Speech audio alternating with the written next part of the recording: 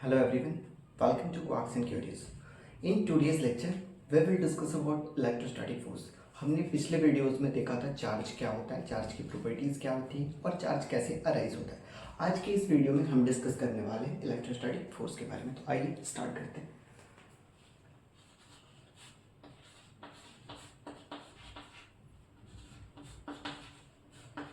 Electrostatic force तो हमें पता है कि हमारे नेचर में चार फंडामेंटल फोर्सेस एग्जिस्ट करती हैं: gravitational force, electrostatic force, strong nuclear force and weak nuclear force. उनमें से electrostatic force one of the fundamental force existing in nature है। ओके, और ये फोर्स अराइज होने का रीज़न क्या है? तो अगर मान लो दो चार्ज पार्टिकल्स हो या फिर एक चार्ज पार्टिकल हो दूसरा अनचार्ज पार्टिकल हो, एक चार्ज पार्टिकल दूसरे चार्ज पार्टिकल या अनचार्ज पार्टिकल के ऊपर फोर्स अप्लाई करता है और उसी फोर्स को बोलते हैं हम इलेक्ट्रोस्टैटिक फोर्स। ओके, तो इलेक्ट्रोस्टैटिक फोर्स क्या होता है? Force exerted by a charge particle on another charge particle और uncharge particle. Okay, force exerted by a charge particle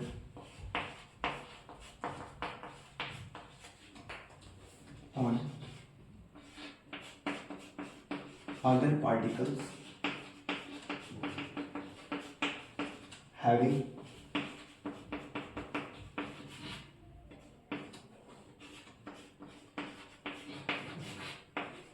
charge having charged particles।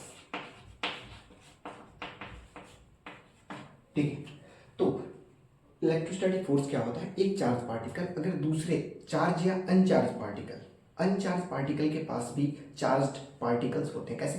देखो, अगर मान लो कोई न्यूट्रल एटम है तो उसके पास इक्वल नंबर ऑफ इलेक्ट्रॉन्स और प्रोटॉन्स होते हैं, जिसकी वजह से ओवरऑल उसका चार्ज जीरो होता है, बट उसके पास क्या होता है? चार्ज्ड पार्टिकल्स होते हैं। ठीक है, तो एक चार्ज पार्टिकल की वजह से दूसरे चार्ज पार्टिकल पे जो फोर्स एक्सर्ट होता है उस फोर्स को हम बोलते हैं electrostatic force. Okay, electrostatic force clear है? अब इसको मैथमेटिकल एक्सप्रेशन चाहिए अपने को, तो इसको मैथमेटिकल एक्सप्रेशन के लिए कूलम ने एक्सपेरिमेंटल बेसिस पे एक रिजल्ट कंक्लूड करा। ओके, देखो, फिजिक्स में जो चीज़ें होती है ना, जो भी लॉ होते हैं, दो उसके मेजर रीजन्स होते हैं, वो दो जगह से आते हैं। पहला ऑब्जर्वेशन बेसिस पे और दूसरा एक्सपेरिमेंट से। तो कूलम ने एक्सपेरिमेंट बेसिस से इलेक्ट्रोस्टैटिक फोर्स को एक्सप्लेन करने के लिए उसका मैथमेटिकल एक्सप्रेशन कैलकुलेट करा। ओके, तो नेक्स्ट देखते हैं कूलम्स लॉ।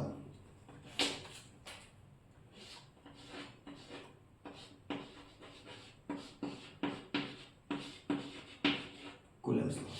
अब कूलम्स लॉ क्या कहता है देखते हैं। अगर मान लो कूलम्स लॉ कहता है कि अगर दो चार्ज पार्टिकल्स हैं, हम कंसिडर करते हैं दो चार्ज पार्टिकल्स हैं Q1 और Q2। देखो, कूलम्स लॉ सिर्फ पॉइंट चार्ज पार्टिकल्स के लिए वैलिड है। ओके, हम ऐसा कंसिडर करते हैं कि ये चार्ज पार्टिकल जो है वो पॉइंट चार्जेस है। हम आगे डिस्कस करेंगे पॉइंट चार्जेस क्या होता है, बस आप इतना भी समझो कि जो कूलम्स लॉ है वो किसके लिए वैलिड है? पॉइंट चार्जेस के लिए। तो अपने पास अगर दो पॉइंट चार्जेस है और दोनों के बीच का जो सेपरेशन अगर r कंसिडर करते हैं, ठीक है, दो चार्ज पार्टिकल्स है Q1 और Q2 और इन दोनों के बीच का सेपरेशन है r, तो जो इलेक्ट्रोस्टैटिक फोर्स होगा, मतलब ये पार्टिकल इस पार्टिकल के ऊपर जो फोर्स एक्सर्ट करेगा या फिर ये पार्टिकल इसके ऊपर जो फोर्स एक्सर्ट करेगा, वो force directly proportional to magnitude होता है। इन चार्ज के मैग्नीट्यूड के डायरेक्टली प्रोपोर्शनल होता है, मतलब F प्रोपोर्शनल टू Q1 और F proportional to Q2। Okay, और ये इन दोनों के डिस्टेंस के इन्वर्सली प्रोपोर्शनल होता है, मतलब F inversely proportional to r square. अब आप सबको पता है कि अगर प्रोपोर्शनलिटी को हम हटाते हैं तो हमें क्या मिलता है? कोई ना कोई कांस्टेंट आता है। ओके, तो एक्सपेरिमेंट बेसिस पे उन्होंने उस कांस्टेंट को कैलकुलेट करा और उसका जो वैल्यू होता है F equals to 1/4 pi epsilon naught Q1 Q2 upon r square. और ये जो टर्म है 1/4 पाई एप्सिलॉन नॉट, इसको हम k से रिप्लेस कर देते हैं, k Q1 Q2 upon r square. ये इस फोर्स का क्या है? मैग्नीट्यूड है। ओके, हम फोर्स अपने को पता है कि एक वेक्टर क्वांटिटी है, तो ये इसको वेक्टर फॉर्म में हम आगे represent. So here Q1 and Q2 are the charged particles. R is the distance of separation. Epsilon is called permittivity of free space and K is electrostatic force constant. Okay, तो यहाँ पे K क्या है? K है अपना electrostatic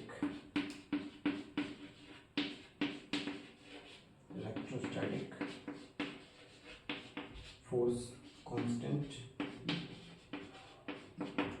Okay, and epsilon naught permittivity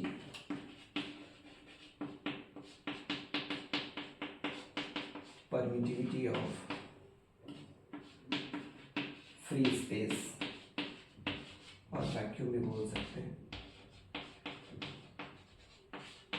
okay, and Q1 and Q2 are charge particles, वो आपको पता ही है। हम इसका स्टेटमेंट लिखते हैं, कूलम्ब्स ने इसको एक्सप्लेन करने के लिए जो स्टेटमेंट दिया उसको पहले नोट डाउन करते हैं। ओके, फिर आगे देखते हैं।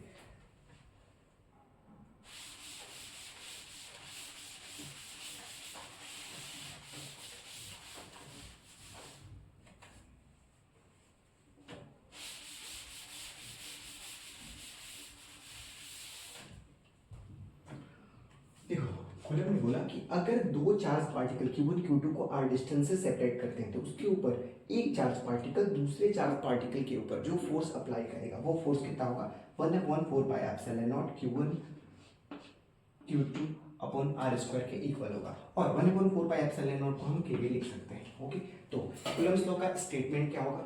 When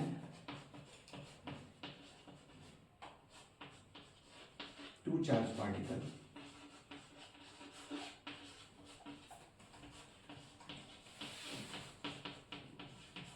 when two charged particles are separated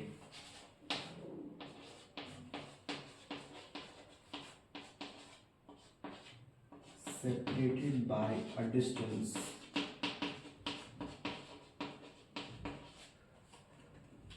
r, then force exerted by one particle on another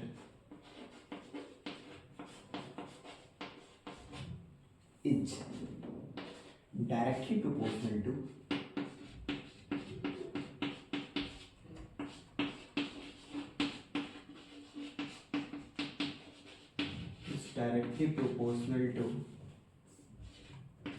magnitude of charge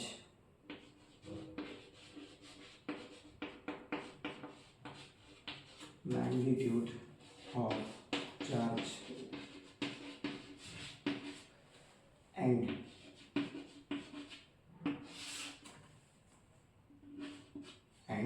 inversely proportional to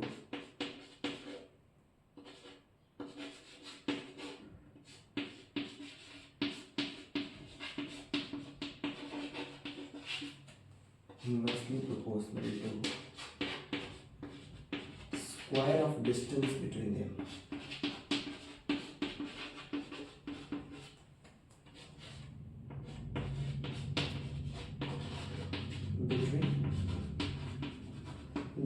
तो कूलम्ब ने स्टेटमेंट वाइज कहा कि अगर दो चार्ज पार्टिकल को r डिस्टेंस से हम सेपरेट करते हैं तो एक चार्ज पार्टिकल जो दूसरे के ऊपर फोर्स अप्लाई करेगा वो फोर्स इन दोनों के चार्ज के मैग्नीट्यूड के प्रोपोर्शनल होगा और डिस्टेंस के स्क्वायर के इनवर्सली प्रोपोर्शनल होगा। ओके, क्लियर है? ठीक है, अब हम देखते हैं, ये तो हो गया अपना कूलम्ब्स लॉ का नॉर्मल मैग्नीट्यूड वाइज। अब देखते हैं कूलम्ब्स लॉ को अगर हमें वेक्टर फॉर्म में रिप्रेजेंट करना हो या फिर इलेक्ट्रोस्टैटिक फोर्स को वेक्टर फॉर्म में रिप्रेजेंट करना हो तो कैसे करेंगे। Okay,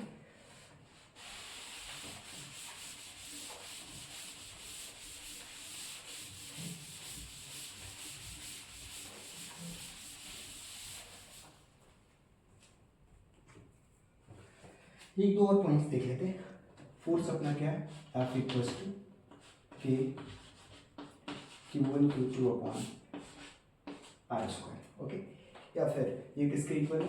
1/4 pi epsilon naught Q1 Q2 upon R square. यहाँ जो K होता है, K कांस्टेंट होता है और कांस्टेंट का कुछ ना कुछ वैल्यू होगा। K का वैल्यू होगा अपना 9 इंटू 10⁻⁹ ओके। अगर हम इसकी यूनिट की बात करें तो अगर फोर्स का यूनिट क्या होता है, न्यूटन, इसको क्रॉस मल्टीप्लाई कर दे तो आर क्या डिस्टेंस है, डिस्टेंस का यूनिट मीटर, ये जाके यहाँ मल्टीप्लाई होगा तो मीटर का स्क्वायर, ये दोनों टर्म जाके डिवाइड होंगे, चार्ज का यूनिट कूलम, इसका भी कूलम, तो कूलम का स्क्वायर, ये होगा अपना के का वैल्यू और इसका यूनिट, ओके। और एप्सिलॉन नॉट जो होता है इसे बोलते हैं permittivity of free space, okay. और एप्सिलॉन का जो वैल्यू होता है वो होता है 8.85 इंटू 10⁻⁻12, ओके, क्लियर है। तो इसके यूनिट की अगर बात करें हम तो इसको क्या लिख सकते हैं, अगर इसको क्रॉस मल्टीप्लाई करें तो ये टर्म यहाँ आएगा और फोर्स वाला टर्म यहाँ आएगा, तो इसको क्या लिख सकते हैं, कूलम का स्क्वायर और न्यूटन पर मीटर स्क्वायर, ये अपना परमिटिविटी ऑफ फ्री स्पेस का वैल्यू है। फ्री स्पेस बोलने का मतलब है कि हम वैक्यूम की बात कर रहे हैं, ओके। ये जो परमिटिविटी है ये मीडियम को रिप्रेजेंट करता है कि जो इलेक्ट्रोस्टैटिक फोर्स है वो किस मीडियम में अप्लाई हो रहा है। ये इलेक्ट्रोस्टैटिक फोर्स जो होता है ये सिमिलर टू ग्रेविटेशनल फोर्स है। अगर हम ग्रेविटेशनल फोर्स की बात करें तो ग्रेविटेशनल फोर्स क्या लिखते हैं, G m1 m2 upon R square. तो ऐसा बोल सकते हैं कि अपना जो इलेक्ट्रोस्टैटिक फोर्स है Fe मतलब इलेक्ट्रोस्टैटिक फोर्स, ओके, ये एनालॉग टू ग्रेविटेशनल फोर्स है। यहाँ K के जगह G होता है, चार्जेस की जगह मासेस होते हैं और डिस्टेंस के लिए सेम है, okay. One more important point, हमने देखा था कूलम्स लॉ को हमने एक्सप्लेन करते हुए बोला था कि ये चार्ज पॉइंट चार्ज के लिए वैलिड है। पॉइंट चार्ज बोलने का क्या मतलब होता है कि पॉइंट चार्ज का मतलब क्या होता है, एक और इम्पोर्टेंट, पॉइंट चार्ज, देखो अगर मान लो दो चार्ज पार्टिकल्स से सेपरेटेड है, ठीक है, आर डिस्टेंस से, तो इन पार्टिकल्स का जो डायमेंशन होना चाहिए, मतलब इनका जो साइज होना चाहिए, इनके डिस्टेंस के कंपैरिजन में बहुत स्मॉल होना चाहिए, तभी कूलम्स लॉ वैलिड होगा, अदरवाइज कूलम्स लॉ वैलिड नहीं होगा, उसमें और भी कंडीशंस ऐड हो जाएंगे, ओके। तो पॉइंट चार्ज किसे बोलते हैं कि particles having dimension very small as compare to distance between them, okay. तो particle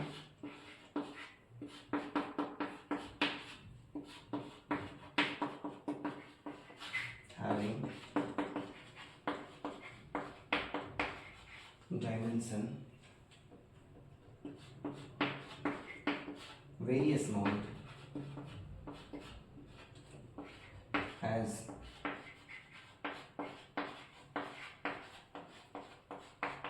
compared to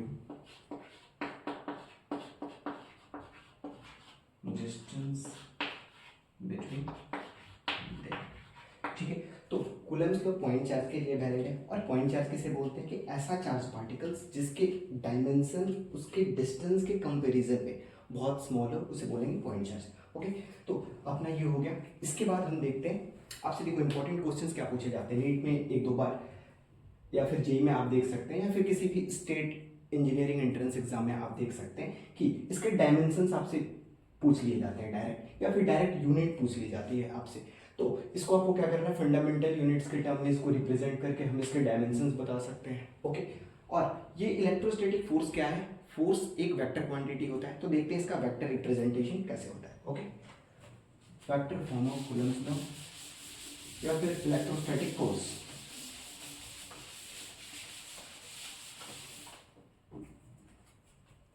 next topic है अपना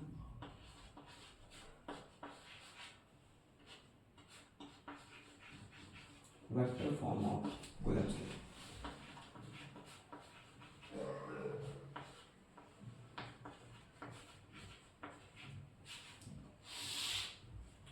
ठीक है, आप हायर आगे चल के पढ़ोगे तो इसको अलग अलग कोऑर्डिनेट सिस्टम में आपको बताया जाता है। हम इसे कार्टेशियन कोऑर्डिनेट सिस्टम में पढ़ते हैं, ओके।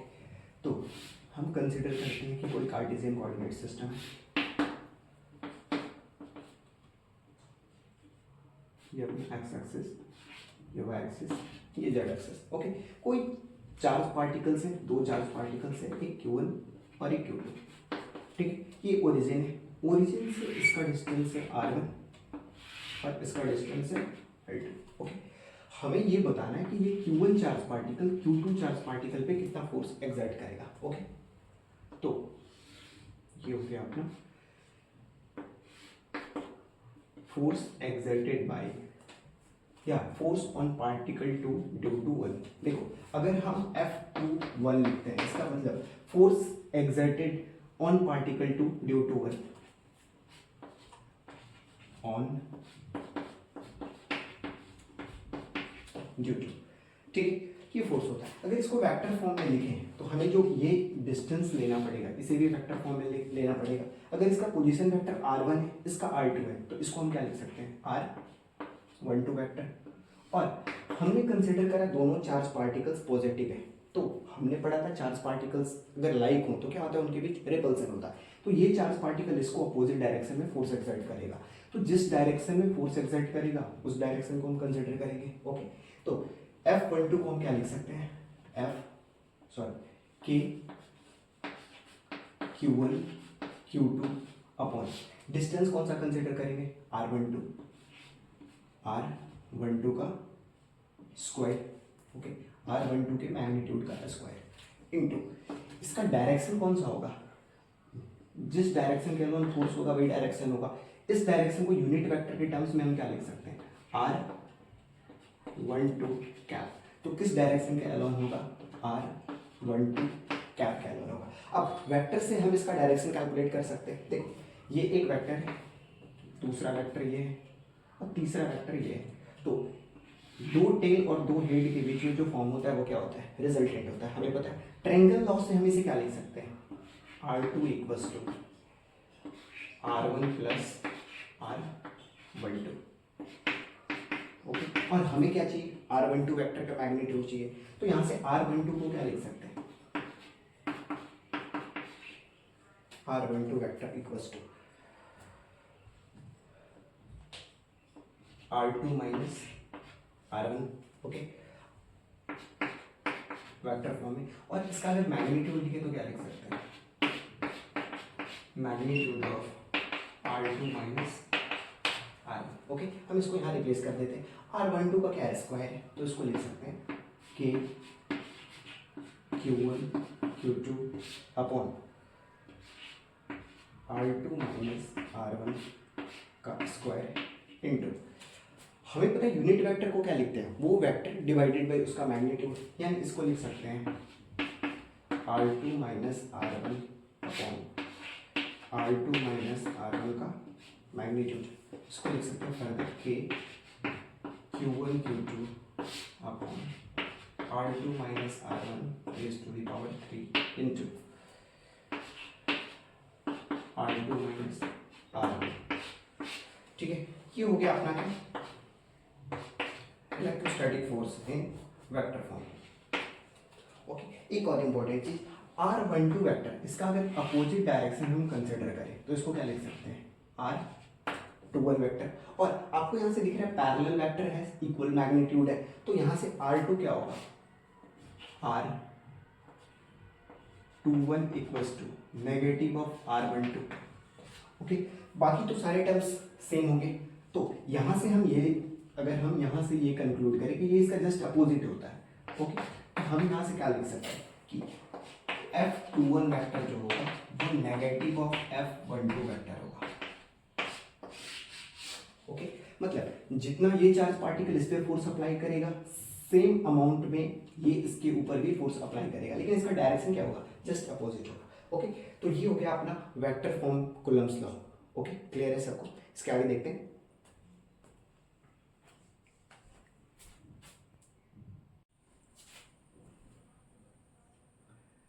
नेक्स्ट टॉपिक देखते हैं, properties of electrostatic force. Okay,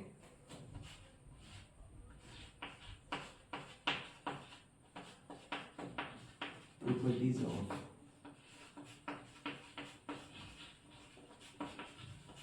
electrostatic force. ठीक है, अगर दो चार्ज पार्टिकल से Q1 एंड Q2, तो सबसे पहला पॉइंट, ये जो फोर्स होता है इन दोनों के सेंटर के लाइन ज्वाइनिंग के अलोंग होता है। ओके, इन दोनों के जो सेंटर है, एक के सेंटर से दूसरे सेंटर के टुवर्ड्स होता है। ओके, तो पहला पॉइंट हम बोल सकते हैं जो अपना इलेक्ट्रोस्टैटिक फोर्स है, ये कैसा फोर्स है, सेंट्रल फोर्स है, मतलब एक के सेंटर से दूसरे फोर्स पे एक्सर्ट होता है। तो it is central force, central force. Okay, next point, हमने देखा था ये जो फोर्स है इलेक्ट्रोस्टैटिक फोर्स, ये inversely proportional to square of the distance है। मतलब ये इसे हम एक लॉ के नाम से जानते हैं, इसे बोलते हैं इनवर्स स्क्वायर लॉ। मतलब ये जो फोर्स है इसके डिस्टेंस के स्क्वायर के प्रोपोर्शनल है। तो it is central force. Second, it follows inverse square law.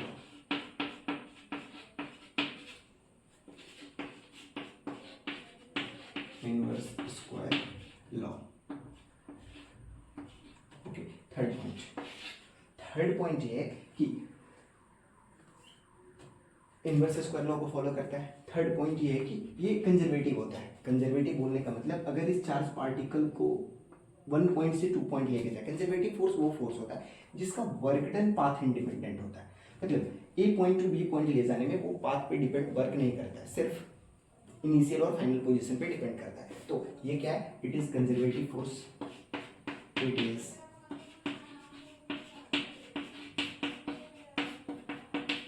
Conservative force, ये फोर्स कंजर्वेटिव होता है। फोर्थ पॉइंट, कंजर्वेटिव होने के साथ साथ एक और पॉइंट हम इसके बारे में ऐड कर सकते हैं। हमने वेक्टर फॉर्म में अभी देखा था कि force exerted bye 1 on 2 and force exerted bye 2 on 1, दोनों का मैग्नीट्यूड क्या था, सेम था, बट डायरेक्शन अलग था। तो न्यूटन थर्ड लॉ क्या होता है, न्यूटन थर्ड लॉ होता है एक्शन रिएक्शन पेयर इक्वल होते हैं। तो ये न्यूटन थर्ड लॉ को फॉलो करता है। तो it follows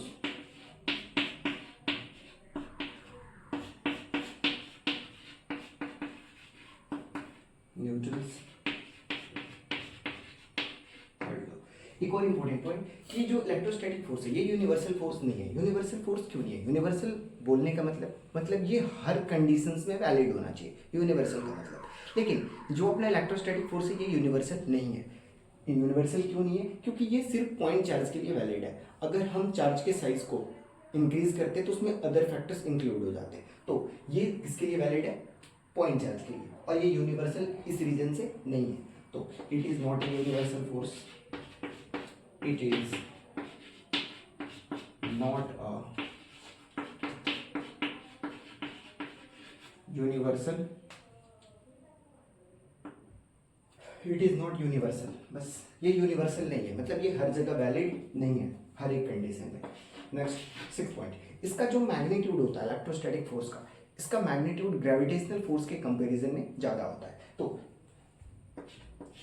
F electrostatics greater than F gravitation, इसका मैग्नीट्यूड ग्रेविटेशनल फोर्स से ज़्यादा होता है। और सबसे इंपॉर्टेंट पॉइंट लास्ट, कोई भी कंजर्वेटिव फोर्स जो होता है, ओके, वो प्रिंसिपल ऑफ सुपरपोजिशन को फॉलो करता है। तो देखते हैं प्रिंसिपल ऑफ सुपरपोजिशन क्या होता है पहले। ओके, इसको हम इस एक क्वेश्चन के हेल्प से समझेंगे कि इलेक्ट्रोस्टैटिक फोर्स का मैग्नीट्यूड ग्रेविटेशनल फोर्स के कंपैरिजन में क्या होता है, ज़्यादा होता है। Let's see.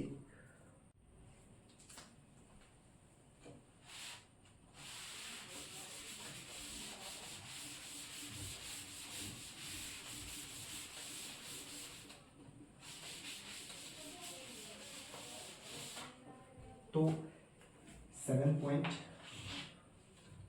पॉइंट अपना जो इलेक्ट्रोस्टैटिक फोर्स होता है वो क्या होता है, कंजर्वेटिव होता है और प्रिंसिपल ऑफ सुपरपोजिशन को फॉलो करता है। प्रिंसिपल ऑफ सुपरपोजिशन बोलने का क्या मतलब है कि अगर मान लो यहाँ पे बहुत सारे चार्ज पार्टिकल्स हैं, Q1, Q2, Q3, यहाँ पे कैपिटल Q चार्ज पार्टिकल है, तो ये सारे चार्ज पार्टिकल इसके ऊपर फोर्स एक्सर्ट करेंगे।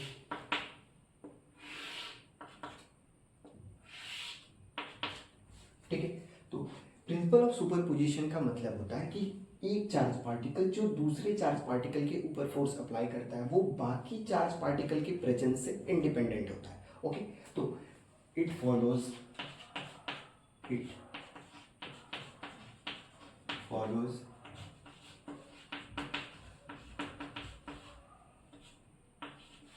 Principle of superposition.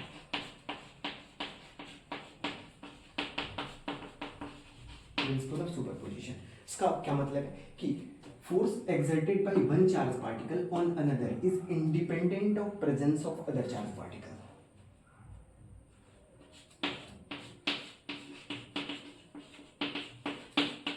Principle of superposition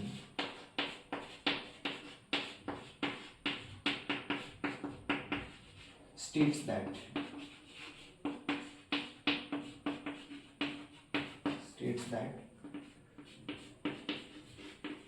force exerted by one charged particle on another is independent of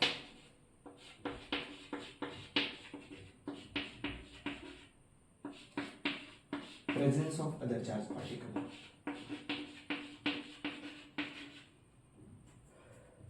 Presence of other charged particle. ठीक है, और इसके ऊपर जो नेट फोर्स होता है वो सभी फोर्सेस के वेक्टर सम के इक्वल होता है and F net equals to summation over Fi. ठीक है, तो सबसे इंपॉर्टेंट पॉइंट ये है कि प्रिंसिपल ऑफ सुपरपोजिशन को इलेक्ट्रोस्टैटिक फोर्स फॉलो करता है। मतलब अगर एक चार्ज पार्टिकल जो दूसरे के ऊपर फोर्स एक्सर्ट करेगा वो बाकियों के प्रेजेंस से इंडिपेंडेंट होगा। ठीक है, मतलब ये इसके ऊपर जो फोर्स अप्लाई करेगा इन दोनों के होने और नहीं होने दोनों कंडीशंस में फोर्स पे कोई असर नहीं पड़ेगा। ओके, क्लियर है? तो एक क्वेश्चन करते पहले, एक क्वेश्चन से समझते हैं।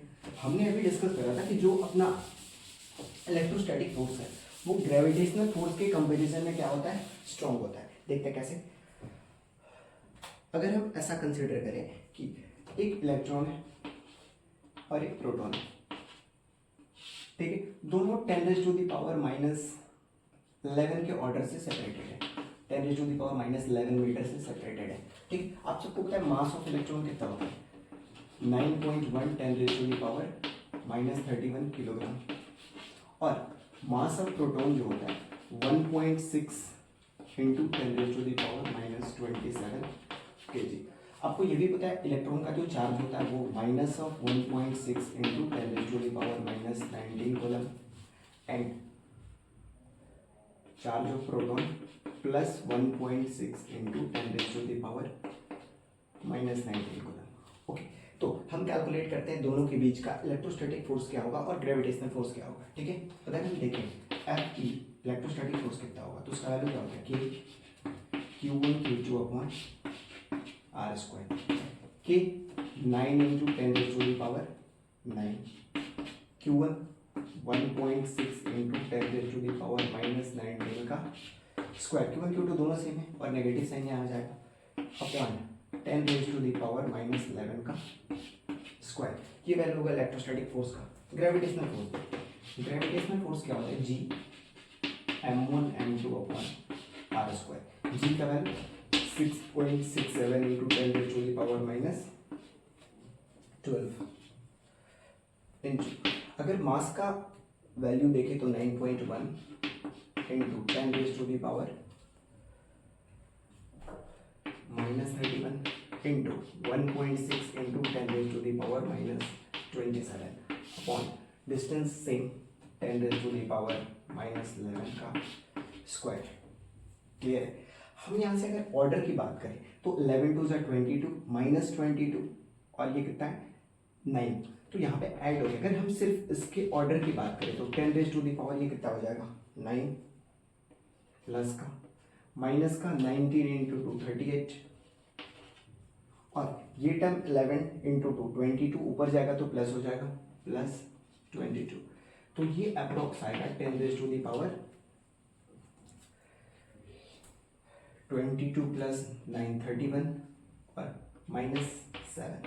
यहाँ से हम बोल सकते हैं ये 10⁻⁻7 के ऑर्डर का है। ओके, और अगर इसको देखें इसका ऑर्डर अगर हम कैलकुलेट करें तो क्या लिख सकते हैं 10⁻⁻12 -12 -31 और 27, 2 1 3 3 7 10 0, 2 3 6 और 1 7, -70 प्लस 22।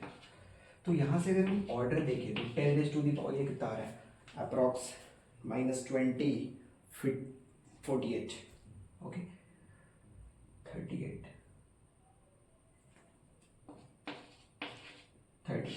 तो आप यहाँ से देख सकते हैं कि इलेक्ट्रोस्टैटिक फोर्स है वो ग्रेविटेशनल फोर्स के कंपैरिजन में मच मोर स्ट्रॉन्गर है। क्लियर। अब नेक्स्ट क्वेश्चन देखते हैं, एक और प्रिंसिपल ऑफ सुपरपोजिशन से रिलेटेड। Okay let's see.